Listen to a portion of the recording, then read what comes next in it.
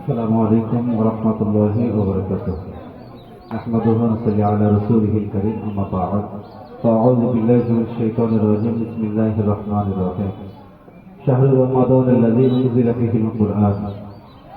صدق الله العلي العظيم.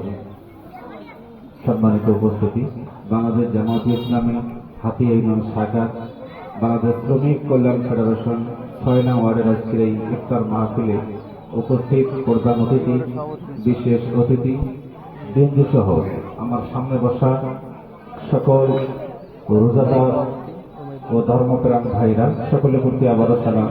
আসসালামু আলাইকুম রহমতুল্লাহ। সম্মানিত ভাইরা আমার, আমরা যারা পিছনে দাঁড়িয়ে আছি বা বসে আছি, আগে সামনের স্থানগুলো পূরণ করে নেই, তারপর পিছনে যাই এবং যারা দাঁড়িয়ে আছি সকলকে বসার জন্য আহ্বান করছি। সম্মানিত ভাইরা আমার, আল্লাহ তাআলা বলেন শাহরু রমাদানাল্লাযী উনজিলা ফীহিল কুরআন। আমি ব্যাখ্যা ছাড়াই, ভূমিকা ছাড়াই আপনাদের কাছে দুইটি কথা উপস্থাপন করতে চাই। আল্লাহ সুবহানাহু ওয়া তাআলা এই রমজান মাসে কোরআন নাযিল করেছেন। এক কথায় এই মাসটি কোরআন নাযিলের মাস, আর এই মাসে কোরআন নাযিল হওয়ার কারণে এই মাসের মর্যাদা এত বেশি হয়েছে, অন্যান্য মাসের চেয়েও ৭০ গুণ বেশি আল্লাহ তাআলা এই মাসের মর্যাদা বেশি দিয়েছে। বলেন সুবহানাল্লাহ।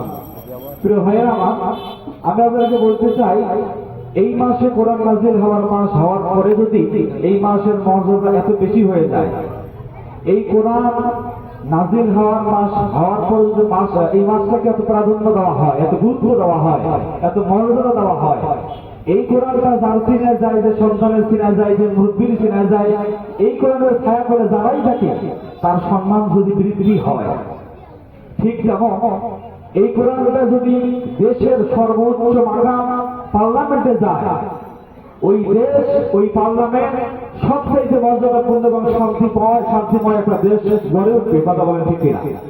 কারণ এই কোরআনটা যেখানেই যাবে সেখানে আলো ছড়িয়ে দেবে, এই কোরআনটা যেখানেই যাবে সেখানে শান্তি এনে দেবে, এই কোরআনটা যার ভিতরে যাবে তার সম্মান আল্লাহ বৃদ্ধি করে দেবে।